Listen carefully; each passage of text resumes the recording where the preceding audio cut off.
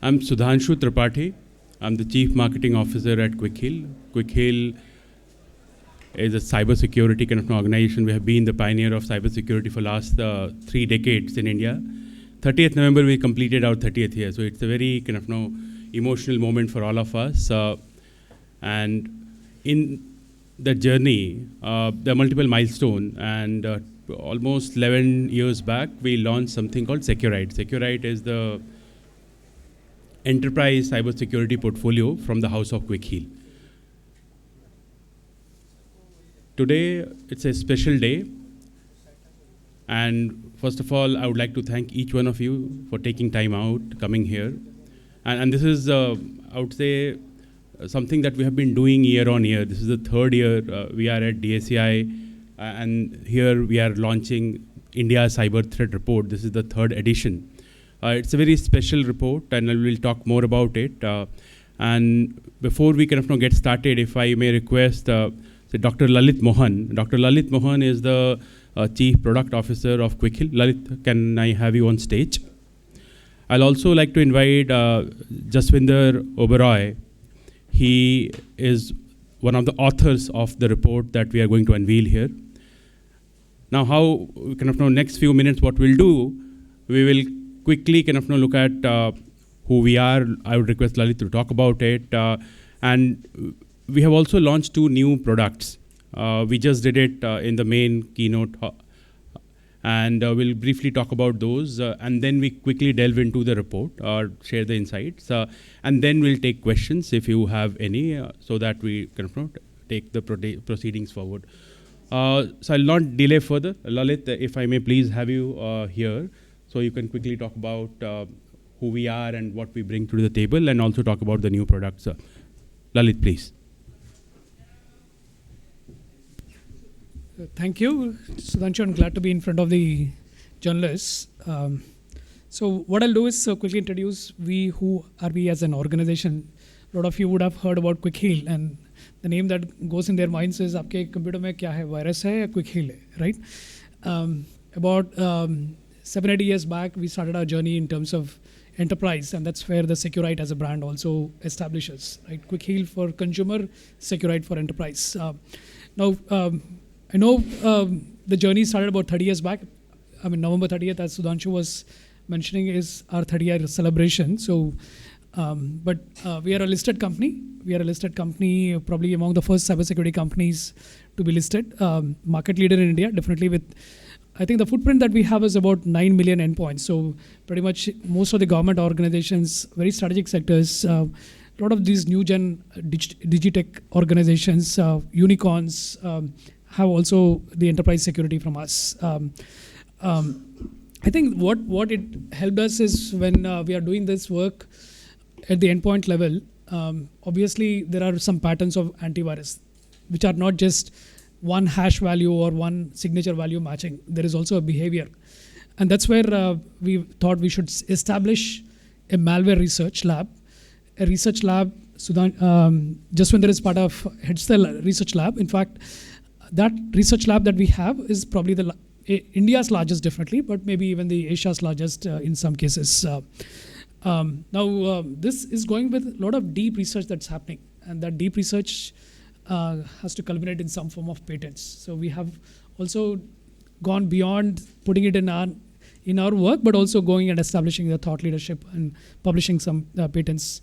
Now, the journey, while it started in India, obviously we are more even into the world, right?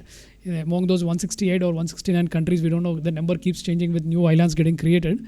I think 76 odd countries we have presence. And when I started to go to some global south, some very remote islands in Oceania for some academic effort, we realized that there are people in those countries who would have come to India or who has some connections in India and have bought QuickHeal as an antivirus. So while we know 76 countries, there could be even more than 76 countries. I think there are 2-3 things that I definitely also want to claim is with AI, there is a lot of interest. There is also a lot of concern that's coming out. We felt at QuickHeal, it's not about just automation. It's not just about using AI for convenience, but also seeing what is that we could put as guardrails.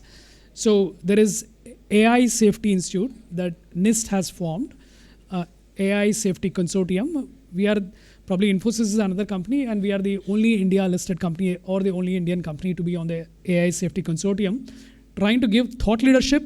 What is that we should be putting guardrails when we start adopting AI, right? So cybersecurity, AI, fraud, they are so intermingled, right? Yeah, I think we have very unique or marquee customers like ISRO, right? When the Chandrayaan mission happened, we definitely were proud of that mission also for the reason that our security is in ISRO's development effort. Now, some numbers, obviously, that numbers talks about the number of files that we process. What you can see is daily we process about 1 million samples, which means there are those malicious activities that are happening across, and we are processing those. There are 500,000 unique malicious or unique URLs that we are encountering. While we probably only search 10, 20 on internet from Googling perspective, but there are a lot more, right? And a lot of them are malicious in intent. A lot of data. That data obviously needs AIML. That's where we use AI for convenience or automation also, right? Now, the effort that we were doing from security, right? We realized it's not security for the sake of protecting the customer, but also there is an angle of fraud, right? At the end, the attacker has multiple intents. One intent could be just create a reputational challenge. Second could also be saying that, yeah, let me see what is that I can do with the data and to do some frauds, right? Financial frauds. And the way that India is seeing financial frauds has really peaked up, and there is a lot of controls that are coming out. We felt it's important at the consumer level. It is also important at the enterprise level, right? And that's where we launched or just launched DRPS, Digital Risk Protection Services, which is looking at not just what is within the organization, right? There are firewalls, there are endpoint protections, there is malware analysis, but organizations also have LinkedIn handles, right? They also have social media presence. They have a router that is exposed. Probably there is some data with their third parties, right? Every organization is using some third party, and you don't know what the third party risk controls are. So this actually is going to keep a view of the digital risk that customers might have and what is that we could do as protection, right? I mean, while there is quickheal.com, if you start searching, probably there could be other things, right? And this is the equal lookalike domains, right? This also will help in terms of identifying and doing takedowns of those lookalike domains, right? Now, we are definitely, I just want to play the video first.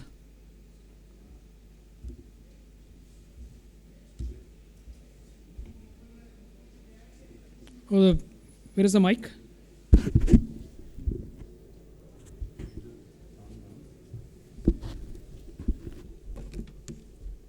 Digital compromise can break trust, disrupt operations, and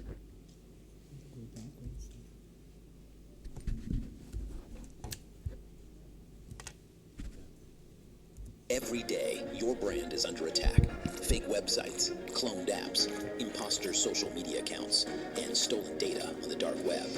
From banks and hospitals to factories and government agencies, one digital compromise can break trust, disrupt operations, and damage reputation overnight.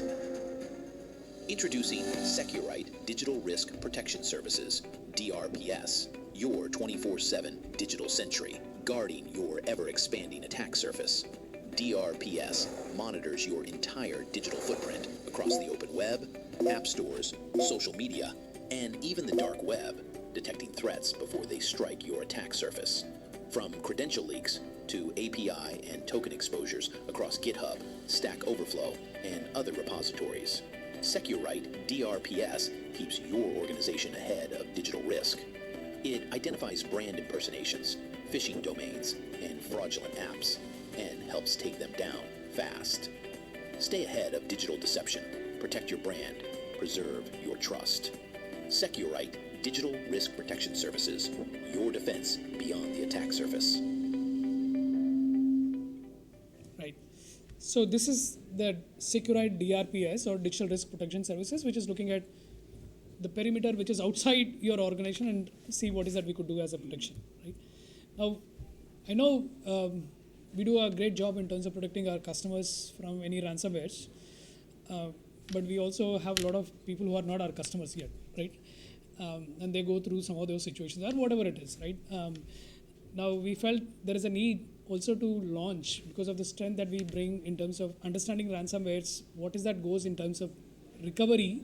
We said, yeah, let's launch as a new service called ransomware recovery as a service, which is, yeah, if something happens, what is that it can do in terms of recovering from those situations, right? What is interesting from this work is, it's dealing with algorithms, the cryptographic algorithms. The only way that we have a view is there is quantum that's going to really create a problem, or quantum that is going to actually even decrypt if there is a ransomware guy that goes and encrypts any of those, right? So this has helped us to begin our journey on the quantum for crypto analysis. Just play a short video in terms of our launch. It starts with silence. So go back to the previous slide. Yeah.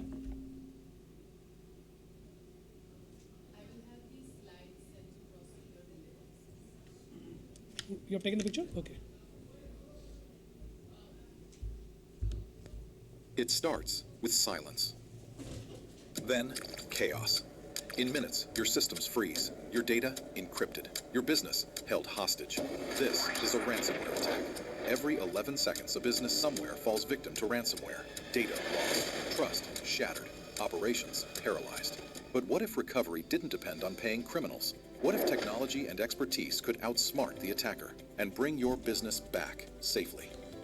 Introducing Securite Ransomware Recovery as a Service, an expert-led recovery solution that restores your data, reclaims your operations, and rebuilds your confidence without ever paying the ransom.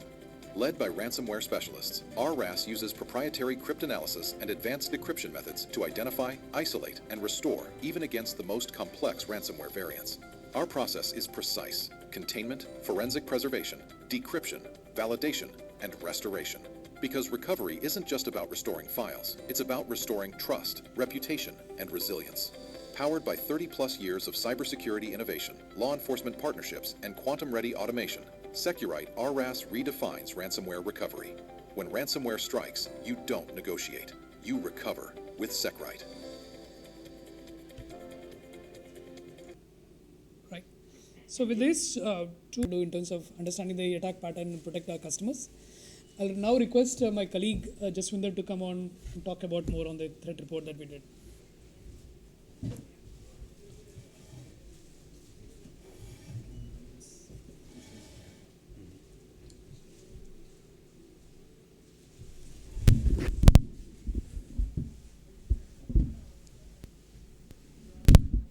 Good afternoon.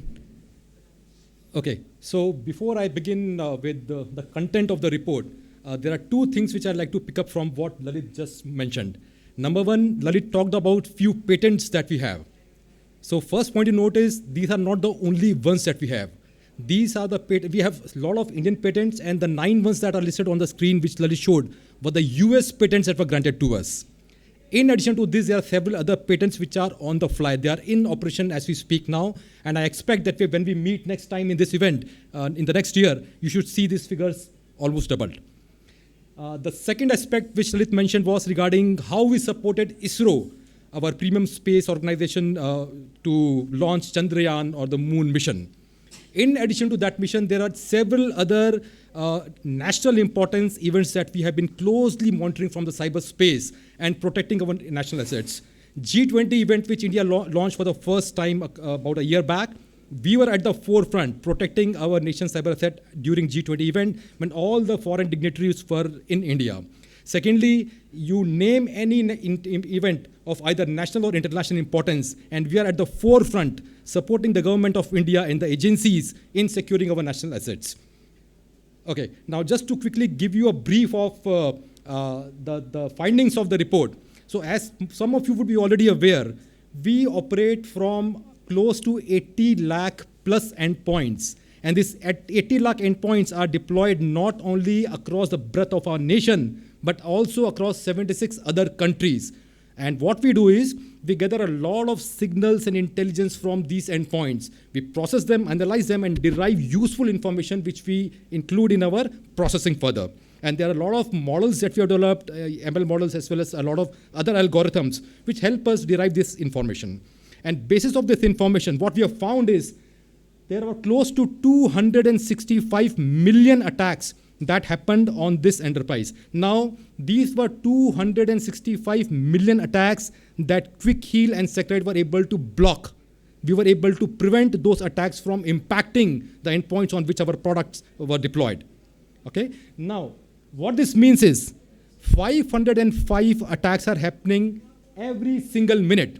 As we are sitting in this room looking at this data, the attacks are already happening on us. So if somebody has a perception that, my data is not important, or I am immune, or I am not so much on the online and so on and so forth, I want to give you the assurance that irrespective of whether you operate online or offline or whatever media you use, you are at risk already. Okay? Now, the second very interesting information that we'll talk about in next few slides is about the most attacked states. So Maharashtra, Gujarat, and Delhi topped the chart. And now this is not a good thing to happen. We don't need to feel proud about topping the charts in terms of the attacks happening on us. Okay, so we'll talk about that in a bit. In Trojans and the file infectors, in our research, we determined, the analysis that we did, that these were the most prominent attacks that we saw across the different types of, across the threat landscape. Lalit talked about behavioral technologies.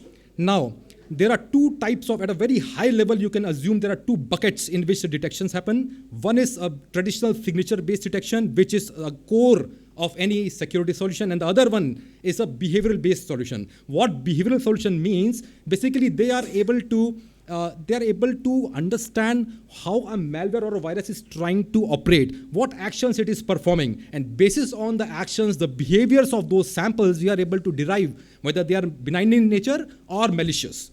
Okay, there are a lot of other attributes to it. We'll probably talk about it in some time. So we saw there were 34 million advanced attacks which were launched on our endpoints, and we were able to protect using only one component of our multi-layered security solution, which is the behavioral technologies. Now, behavioral technologies basically has two components. Number is NGAV, which is the new gen AV, and the second one is our anti-ransomware solution. Now, anti-ransomware solution basically is a very coveted operations that we run in terms of understanding what a potential malware attack can do or ransomware attack can do, and then we have means and mechanisms to prevent them in their tracks. One interesting observation that we saw was, while ransomware remains one of the most deadly attacks, cryptojacking has actually increased over time. And also network-based exploits, and the industries that were most commonly exploited or attacked were education, healthcare, and manufacturing.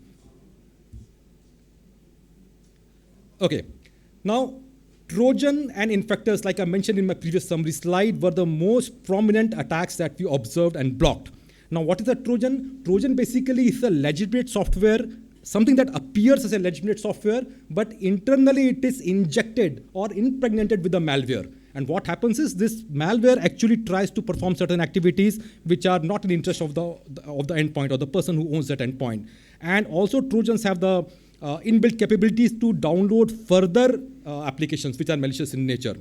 Now, if you look at this chart, which lists the stack ranking of the attacks that we observed and blocked, you would see a couple of interesting points, say PUA and adware, for example, which is potentially unwanted applications. Now, in addition to all the malicious activities that are performed, these potentially malicious applications, PUAs, are inherently have one task, one job to execute, which is to slow down your operations. They consume the compute power, the RAM, and the storage of your devices, and they try to slow us down things. And they also keep on showing a lot of interfering ads at will. The last two segments, the cryptojacking and ransomware. Now, ransomware, even though it appears lower in number, but the impact of a ransomware is too high. It's something which is very critical, and we need to be proactively taking a stance to block it. So, and cryptojacking basically means a hacker taking control of our device, implanting a cryptojacker, and trying to use our resources to do mining of the coins. Moving on to the detection. So like I mentioned, even though behavior technologies are a core component of our detection layer, but signature remains the top and core component of our detections. Now, we are operating in the cybersecurity field for last 30 years. And we have tons of samples of malwares ranging from 3 decades old to the most recent ones.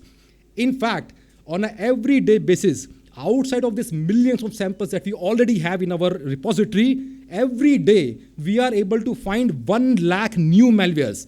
I'll repeat this thing, it's very important. We are able to detect and protect 1 lakh new malware attacks that happen on a every single day basis. So Seqrite Labs operate 24/7 by 365, and our operations are global in nature. That what this means is any malware which is originating anywhere in the world by any entity, any geography, we are able to identify and write protection against it even before it hits the Indian soils. One interesting piece of information that we observed was, while we have been talking a lot about cloud and moving to cloud and then having some detections on the cloud, the interesting bit of information is on-prem, the solutions which are deployed on the premises of an organization, they saw 92% of the attacks as compared to the only 8% of them which happened on the cloud devices. Okay. Now this is something which might be contrary to the expectations of some of you, but this is what the research shows. Okay, now the top 10 states in India which saw the highest number of malware attacks and the detections are listed on this slide. Now Maharashtra, Gujarat, Delhi, and so on and so forth were the toppers of this, the number of attacks. Now again, this is not surprising. The reason being, any bad actor would typically have 3 motives. Number one, they would try to gain some financial motives. They would have some financial motives in terms of stealing some money and so on and so forth. Second motive can be they would want to disrupt the operations, or they may want to kind of cause any network down and so scenarios. Now the third part is governance. The threat actors which typically are aligned with the enemy nations, they may want to look at how they can attack the government entities. Now if you look at these 3 top states, Maharashtra, now everybody knows that Mumbai is the financial capital of our country. Every single big bank of the world, they have office in Mumbai. Our stock exchanges are in Mumbai and so on and so forth. Now by attacking the financial backbone of the nation, the attackers are trying to cripple the economy of the nation. Secondly, if you look at Gujarat, for example, the Ahmedabad, Surat cities, they have gained prominence in last 10 odd years. And there are a lot of industries which have come up, including pharma, and there are several ports in Gujarat, and there are a lot of other things as well which are happening on the manufacturing side in Gujarat. Now, by attacking these industries, the threat actors, they are trying to cripple our critical infrastructure. And thirdly, Delhi is our national capital, right? So anything that happens in Delhi or around Delhi will catch global attention. So that is the reason the 3 cities that are topping, the 3 states which are topping the charts, we have done our research and come to the conclusion that these are the attributing reasons why these attackers have chosen these places to kind of focus their attacks on. Okay, so education, healthcare, and engineering, engineering and manufacturing, these are the top industries, and again, no prizes for guessing why these are the top industries under the attack. Okay, now, moving to the next segment, which is cybersecurity maturity assessment. So, like I said, we have our presence across 80 to 90 lakh deployments across the nation and 76 other countries. Additionally, there are thousands of other enterprises that we support from our security solutions. So this year, like we did the previous year, we tried to talk to a lot of customers and some non-customers as well to identify what is the state of their cybersecurity maturity. And in doing so, we actually looked at the 3 zones of queries. So one was regarding people, second was regarding the processes they deploy, and third was regarding technologies that they use. Now, based on these things, we came up with good 20 odd questions in terms of how they are handling their people-related things, how they are handling their processes. For example, if the people are being provided some trainings to upskill themselves on cybersecurity front or not. If they are upskilled, then how are they ensuring that those employees are actually able to understand and implement the learnings of cybersecurity trainings? And that's one aspect. On technology front, are the endpoint devices which they have, are they being secured in the right way? Is the technology adoption happening? Are the end-of-life systems getting phased out in certain manner? Okay, and so on and so forth. Similarly, on the data protection side, which is the critical data. Now, while there can be tons of data in any organization, it's very important that the organization understands which is the critical asset, which is the crown jewel that they need to protect most than the other types of data. And what type of mechanisms are they using? Are they encrypting their data even if it's on the storage? Are they using password protections on some critical artifacts and files? So all these are some of the questions that we have put up in our survey, and a lot of people responded to them to give us the cybersecurity maturity of those organizations. Now, basis on the information that we gathered, these are the statistics that we observed. Close to 51% of the companies, they reported in the survey that while they were attacked, but they had no impact of those attacks. What this means is, from the various aspects of the people, process, and technology, they were able to employ right kind of security controls to safeguard themselves and their organization and their data and their people and their identity so that the adverse impact does not happen to them. But then there were some 10% of organizations, they were actually impacted in terms of they having disruptions in their operations. There were close to 8% which faced data loss. Several of them faced financial loss, and so on and so forth. Now, this is startling information considering that knowing the impact of a cyber attack is something which is very common. It's not rocket science to understand that. Despite having all the amount of information, still the companies, organizations, because of whatever reasons that may be there, they were not able to implement the full stack of cybersecurity solutions to safeguard themselves against these attacks. Now, this is a cybersecurity maturity radar map that we have put together. And just to give you a very high-level view of it, what we observed was there were two aspects in which the companies were doing a good job in terms of safeguarding themselves. Number one is taking appropriate backups of their critical data and storing them at a remote location outside of their production systems. And second one was software updates and patch management. So they are able to prioritize application of the patches and safeguard the systems. But on the second hand side, we saw that incident response and the processes, they were on the weaker side. What this means is, even though they might have certain incident response people working for them, they might not have a well-defined plan for that.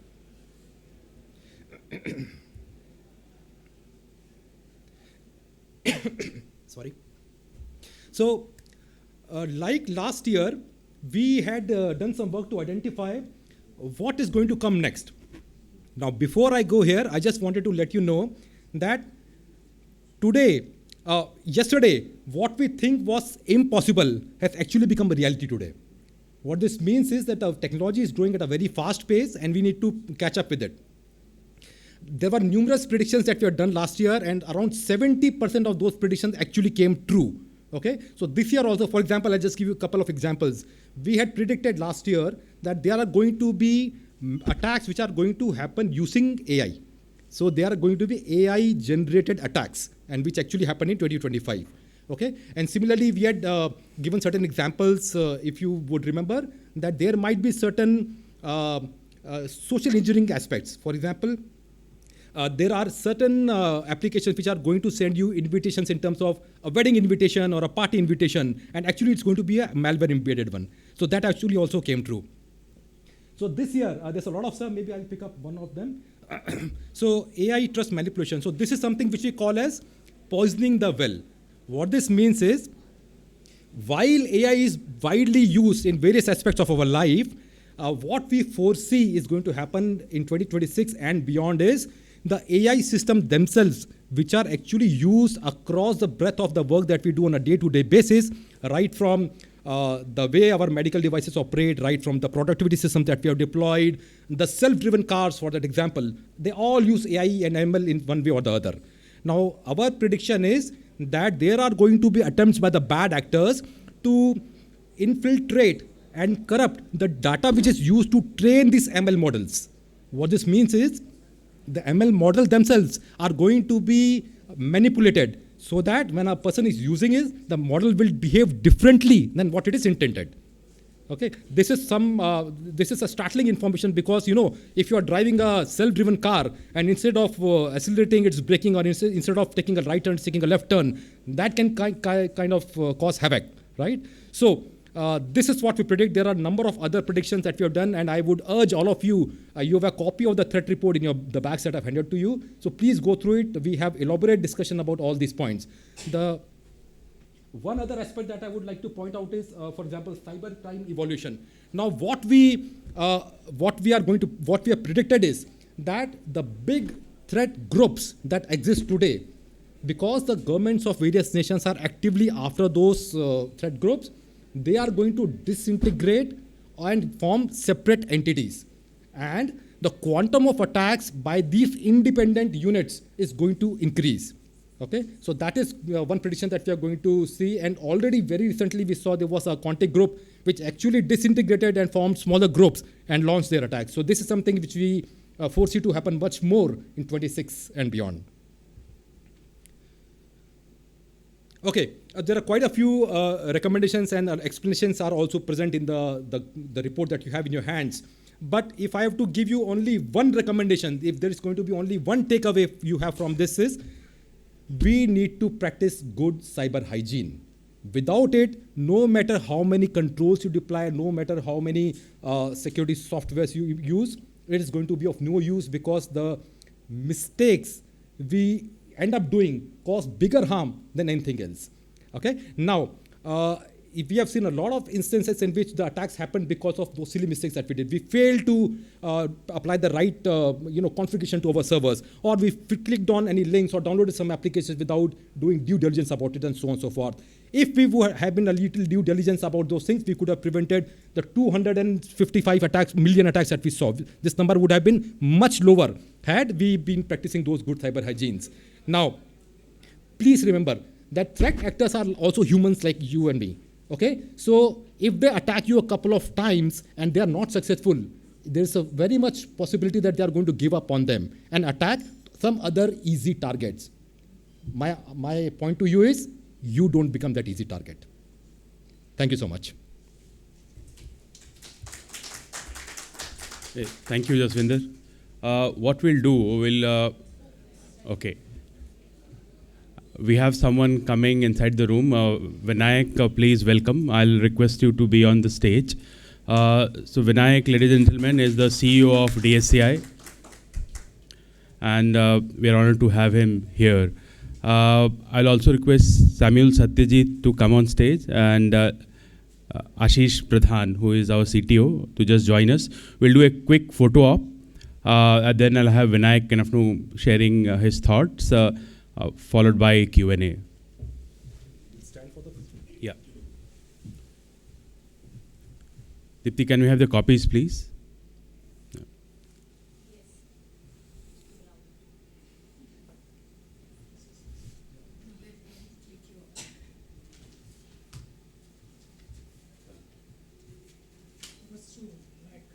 You all have your copies in the bag, and there's also a soft copy uploaded on Seqrite website. The PPT that you saw will be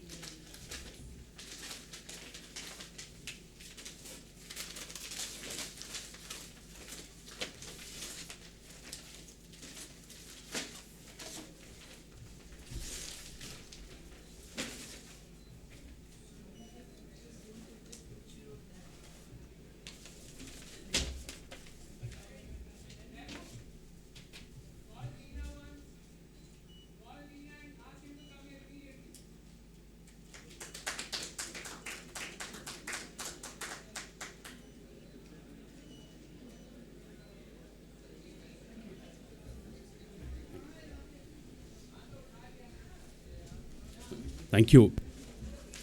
Vinayak, because we have you here, if I may request you to share a few words, your thoughts on the current landscape and the cyber threat report. Thank you. Thank you, Joe, and all the leadership team here from Seqrite.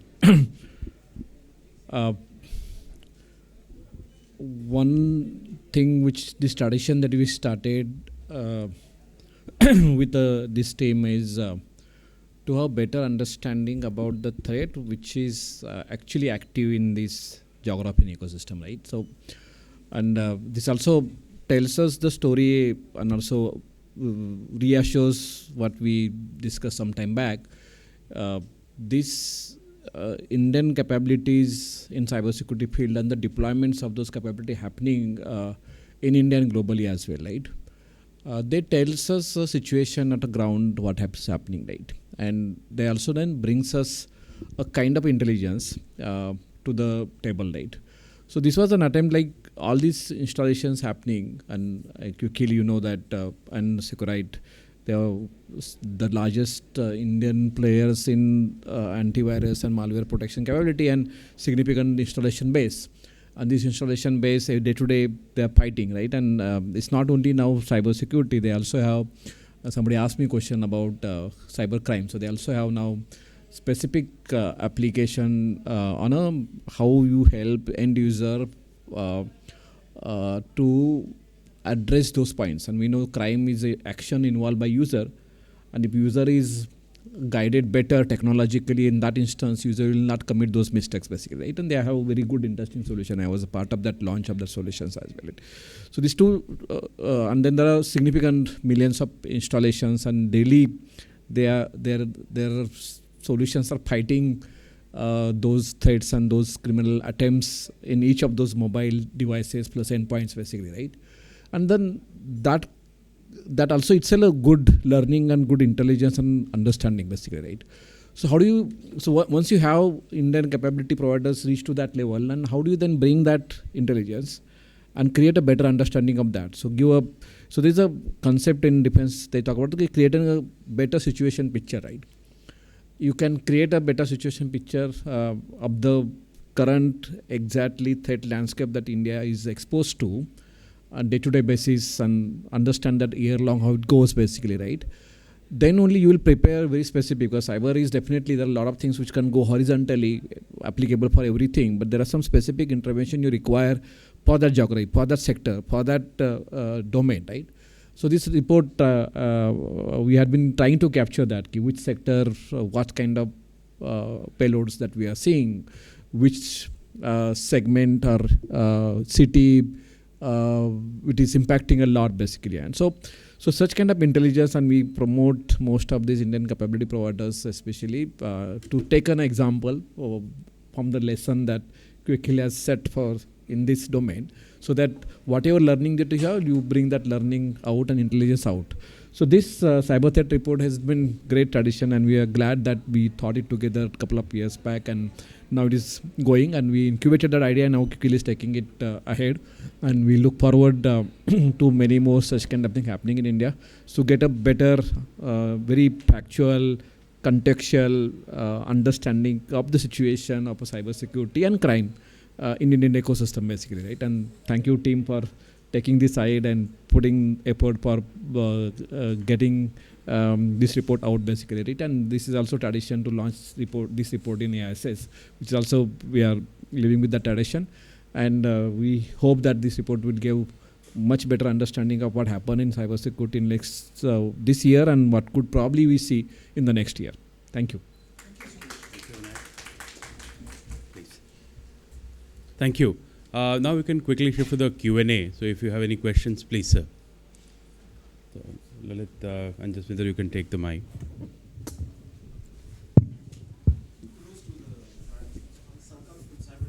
Sure, sir. Kudos to the Seqrite Labs team for this fantastic thought leadership initiative that you've been doing in the last. Please, a quick question. The number of 265 million cyber attacks that you mentioned in the report, I mean, the year-on-year growth, I mean, that percentage isn't mentioned. So for the same period of 23-24, do you have a number for that? Because that will give us a better perspective of the increase, decrease, or Yeah, good question. And the thing is, it is the total quantum is not relevant here. What is relevant is what is the quantum of attacks happening per endpoint, because the radius, the breadth of the endpoints that we monitor, it changes year over year. Okay, so that is why comparing one number to other number needs to have the context of how many endpoints we have monitored in a given period.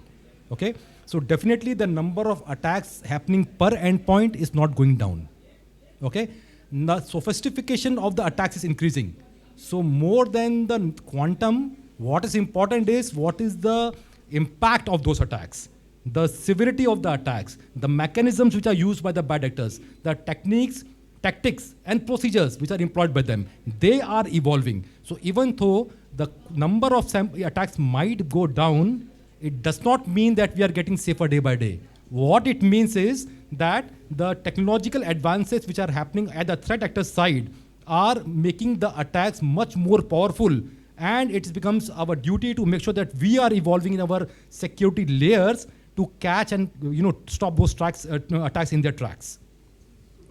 So to Will there be some kind of a number, because then it helps to just give a fair view to the reader. right. That's where I'm So coming last from. year, when we were looking at the number of detections per endpoint, they were around 300 odd, right? Per endpoint, right? Now it has increased to, no, not per endpoint, per minute. Now that we are seeing about 500 detections per minute. So overall, the rate at which they are growing is alarming. Yeah, yeah.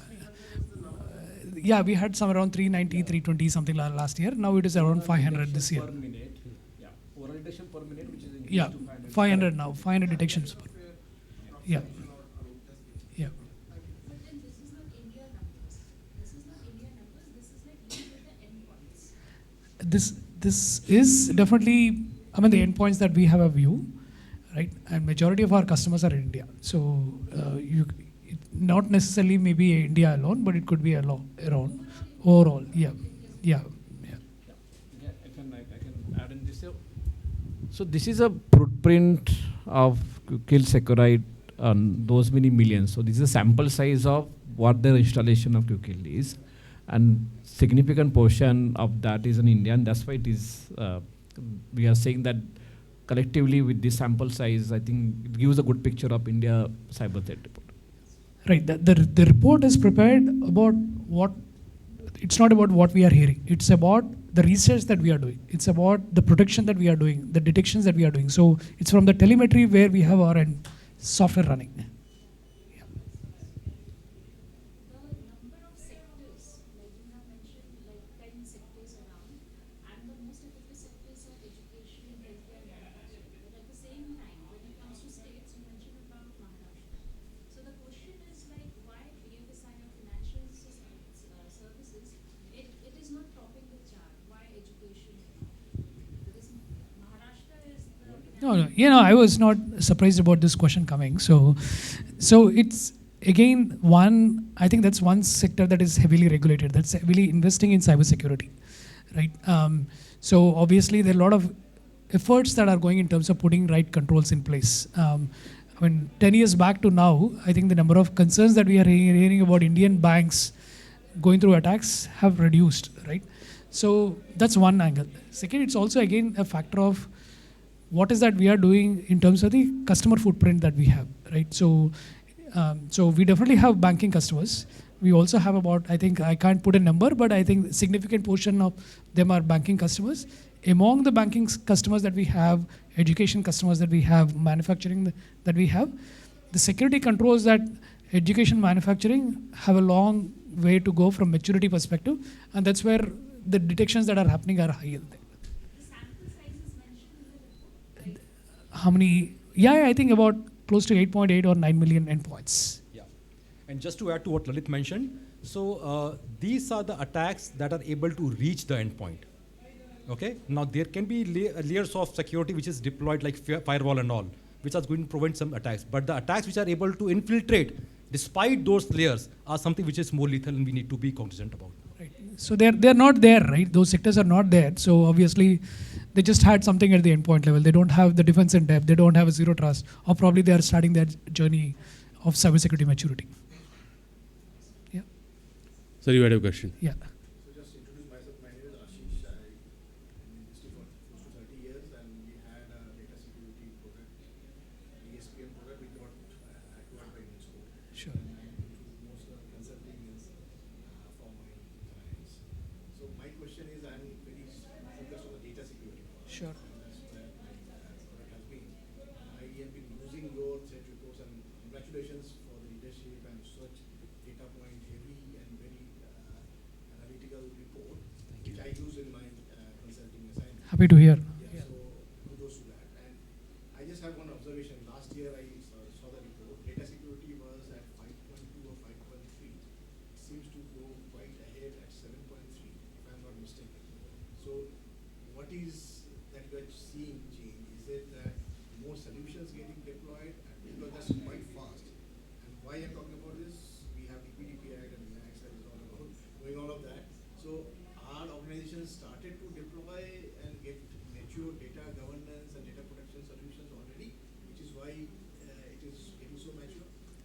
you answered it, right? So the thing is, that is one of the definite answers to your query, because there is much more awareness. That is number one part. Secondly, like you mentioned, government is kind of enforcing. And thirdly, organizations themselves have come to realize that it is much more cheaper to deploy and make those security controls operational rather than having the aftermath of an attack happening and then going back and fixing it. Yeah, I would attribute not data privacy yet. It definitely will. Yeah, it'll take time. It'll take time.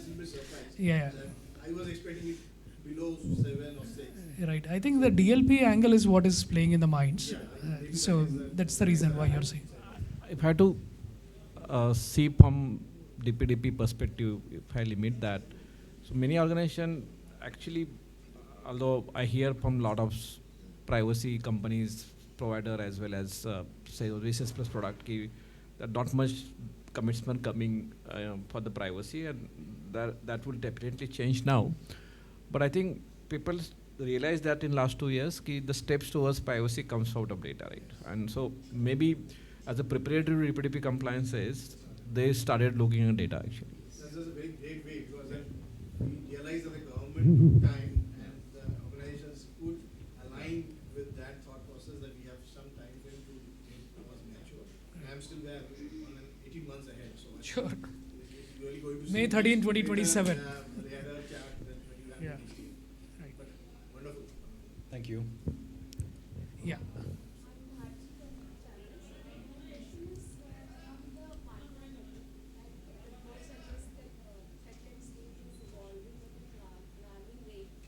So how are you sensitizing your partner network to tackle the situation, as they are the person who are actually reaching the customers, they are solving their problems, they are actually the ones who are deploying your cybersecurity solution in case of any kind of cyber attack is reported by a customer.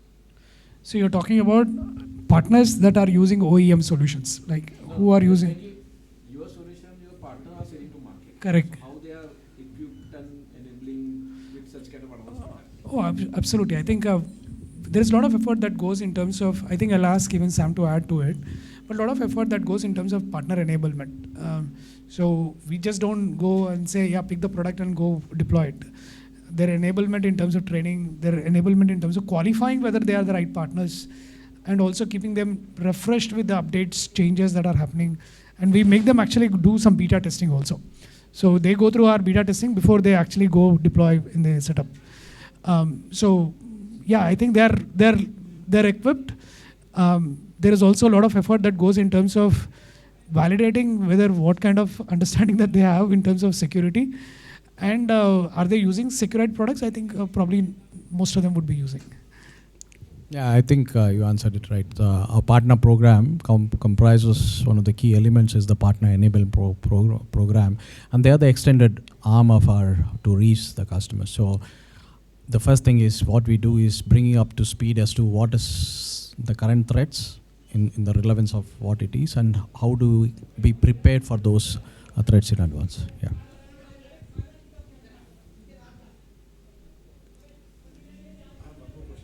Yeah, please. So you talked about rightly that AI being the highest and most critical thing for the future.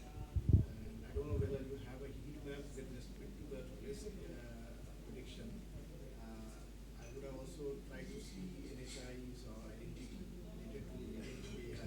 Sorry, So- I'm having a hard time listening to you. Can you? NHI, the non-human identifier. Yeah. Okay. And they get, I mean, because that will be used heavily in the agentic AI landscape. So would that also bubble up as a highest risk in your thought process? Not really. So not from the report's perspective, but then your thinking is in the right direction. So while this is not part of our the scope of the report that we created, but this definitely is in our radar. I think you might want to add, yeah. And thanks for asking that question, and for other audience here, right? So we are going for AI, use of AI from generation to taking action.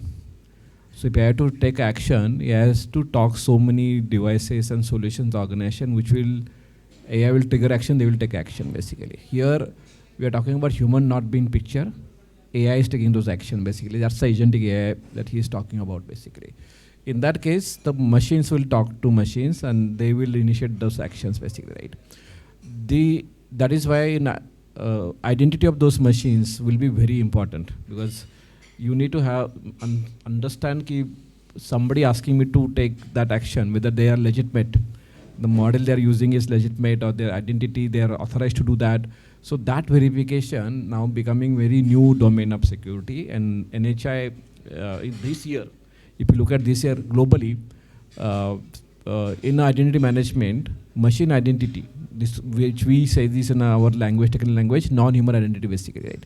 So because their role will be very important. So if you remove person from the game, then machine will be then. And same thing we tried to talked about identity protection. Now it is coming like how you protect the identity, which is probably are not human in nature basically.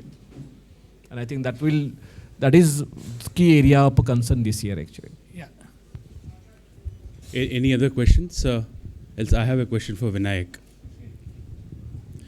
So Vinayak, while people decide, because we have you, just a quick question in terms of what is Government of India's stand in terms of self-reliance from cybersecurity perspective?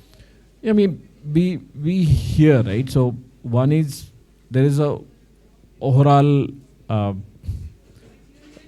call that comes from the highest authority of this country about this, and we also heard today morning with the IT secretary talking about why there is a, if you don't quote me out, tech industry growth has definitely, you must have been tracking that growth, right? It has come to a level, right? And whereas cyber, we are talking about 30%, almost 25 to 30% growth, right? So it does provide commercial value, right? And it will provide more commercial value. But it is also very critical from the national security perspective, right? And we are saying also it's not only Indian market, but our product should be there across the market as well, right? So sovereignty is certainly important part, and in the sovereignty discussion, I think cybersecurity, but sovereignty discussion played on the ground of cybersecurity basically, right? And that's why there is a keen focus. There are policy intervention we talked about. There is a specific government organization, PSU, has to reason out why they are buying global product compared to Indian product basically, right? So there are a lot of those intervention, and also there is also push from how do they invest and spend more on cybersecurity. So both side government is working hard, and it's not only at national level, but they're also looking at regulators also take this on agenda basically. No, thank you. And with that, I think I'll like to thank each one of you. You have taken time out. I know you would be heading back to kind of file your stories, but before that, I would request you to have lunch. And thank you all for, I think it's a repeat support that we have been getting. This is the third year in the row. And thank you, DSCI, for the platform. Thanks a lot. Thank you.